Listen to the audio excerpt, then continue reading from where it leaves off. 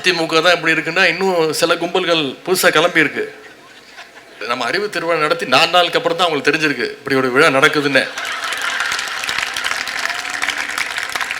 என்ன கேட்குறாங்க, எப்படி நீங்க அறிவு திருவிழா நடத்தலாம், யாரை கேட்டு நடத்துனீங்க, எதுக்காக நடத்துனீங்க? அறிவு இருக்கிறவன் திருவிழா நடத்துறான்.